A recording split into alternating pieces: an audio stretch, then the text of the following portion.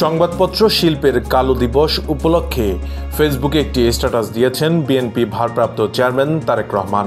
তারেক রহমানের ফেসবুক পোস্টে কমেন্ট করেছেন সার্জিস আলম।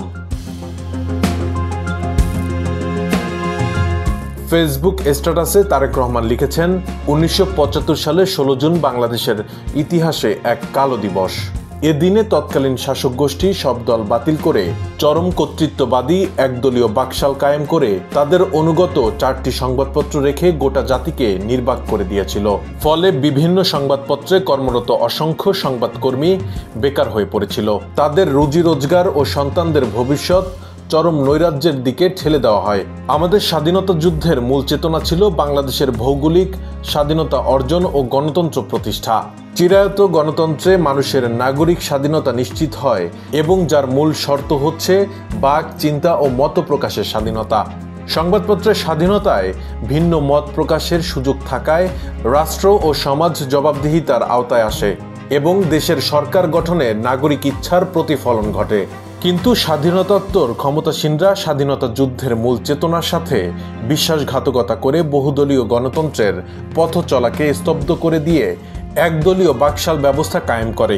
পরবর্তীকালে মহান স্বাধীনতার ঘোষক শহীদ রাষ্ট্রপতি জিয়াউর রহমান এদেশের কাঙ্ক্ষিত বহুদলীয় গণতন্ত্র পুনঃপ্রবর্তন করেন।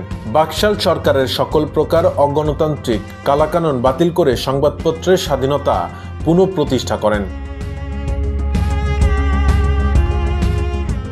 জাতীয় নাগরিক পার্টির মুখ্য সমন্বয়ক মোহাম্মদ সার্জিস আলম তারেক রহমানের ফেসবুক পোস্টের কমেন্ট বক্সে লিখেছেন, আপনার এই বক্তব্যের সাথে একমত।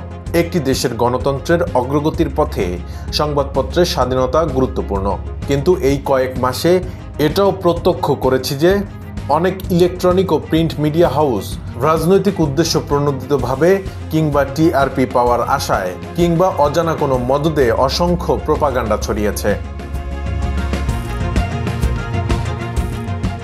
কিছু সাংবাদিক কিংবা সংবাদপত্র ভিত্তিহীন কিছু তথ্য কয়েক মিনিটের জন্য প্রকাশ করে, অতঃপর তার কোনো সত্যতা না থাকার কারণে কিছুক্ষণ পর সংবাদটি মুছে ফেলে। কিন্তু এর মধ্যে ওই ব্যক্তি কিংবা প্রতিষ্ঠানের যতটুকু ভাবমূর্তি নষ্ট হওয়ার সেটা হয়ে যায়। এসব করে অনেকেই পার পেয়ে যায়। অনলাইন ফটোকার্ডে বিব্রতকর শিরোনাম দেওয়া হয়, কিন্তু ভিতরে ডিটেলসে গিয়ে কোনো তথ্য প্রমাণ পাওয়া যায় না। তিনি বলেন, ইলেকট্রনিক ও প্রিন্ট মিডিয়ার স্বাধীনতা যেমন প্রয়োজন, তেমনি এই স্বাধীনতার অপব্যবহার করলে প্রয়োজনীয় আইন তৈরি করে সে অনুযায়ী তদন্ত সাপেক্ষে তার বিরুদ্ধে ব্যবস্থাও প্রয়োজন।